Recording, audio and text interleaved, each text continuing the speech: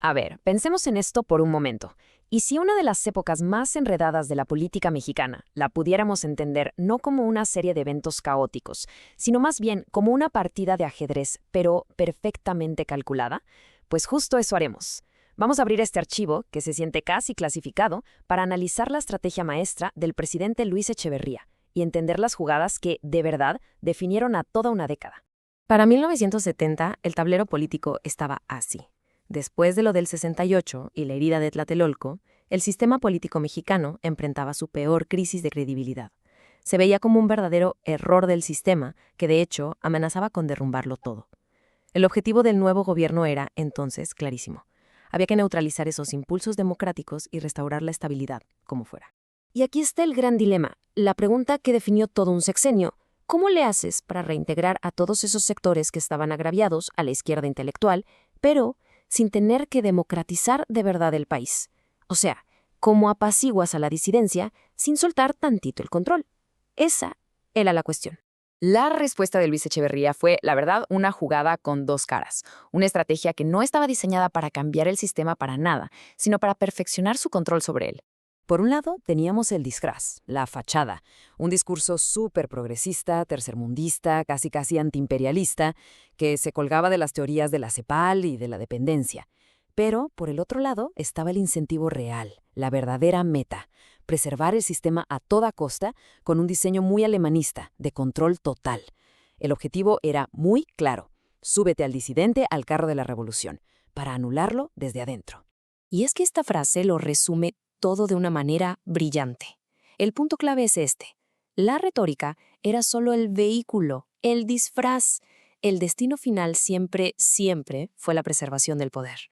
Y a toda esta estrategia se le dio un nombre: apertura democrática. Pero en la práctica fue una maniobra de neutralización casi orwelliana. Se abrió una puerta, sí, pero esa puerta no te llevaba a un espacio de libertad, sino a un laberinto de cooptación. Y la oferta era un pan muy difícil de resistir, puestos en el gabinete, privilegios económicos y, claro, una retórica revolucionaria que podían compartir. Ahora, para entender por qué funcionó tan bien, tenemos que analizarlo como lo que fue, un juego estratégico, con sus reglas, sus jugadores y, por supuesto, sus recompensas bien claras. Vamos a desmenuzar cómo se construye todo esto. Entonces, en este tablero, ¿quiénes son los jugadores? Bueno, por un lado tenemos al jugador A, el presidente, y en la otra esquina al jugador B, los intelectuales y la izquierda. Es súper importante entender que ambos estaban jugando como actores racionales, buscando maximizar sus propias ganancias, a veces incluso por encima de su ideología. ¿Y qué era lo que buscaba cada uno? El presidente necesitaba con urgencia legitimidad y paz social, justo las dos cosas que había perdido después del 68. La izquierda, por su parte, lo que quería era influencia real y, por supuesto, presupuesto para sus proyectos e ideas. Si lo vemos bien, sus objetivos no eran opuestos, de hecho, se complementaban. El espacio de estrategias era bastante simple, casi binario. El presidente podía hacer una de dos cosas: o te ofrezco un contrato de integración, o sea, te coopto, o no te ofrezco nada y mantenemos el status quo de exclusión. Y a su vez, la izquierda podía aceptar esa integración o, pues, rechazarla y quedarse en la posición. La pura racionalidad dicta el camino a seguir. Entonces, ¿cuál era la jugada más lógica para cada uno? Para saberlo, tenemos que ver qué había en juego, la moneda de cambio, los famosos payoffs de cada decisión. A ver, pensemos en los resultados. Si ambos cooperaban, las ganancias eran enormes. Para el presidente, esto significaba legitimidad, la integración de la oposición y el fin de la protesta. Un claro +4 en su marcador. Y para la oposición, significaba cargos públicos, presupuesto y prestigio intelectual, lo que también se traduce en un +4 para ellos.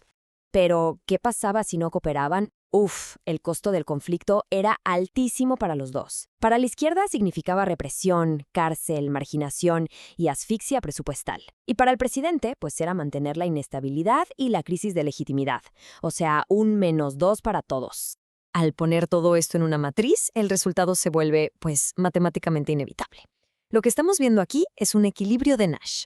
Es esa situación en la que ninguno de los jugadores tiene un incentivo real para cambiar su estrategia porque ya sabe lo que el otro va a elegir. La única, de verdad, la única opción racional para ambos era cooperar. El resultado final es 4,4, una ganancia clara y positiva para los dos jugadores. Dentro de la lógica de este juego, esta fue la solución óptima. Un ganar-ganar que garantizó la paz social, al menos para ellos. Pero, y este es un gran pero, esa victoria para los jugadores tuvo un costo enorme para el país. Fue lo que se conoce como una victoria pírrica.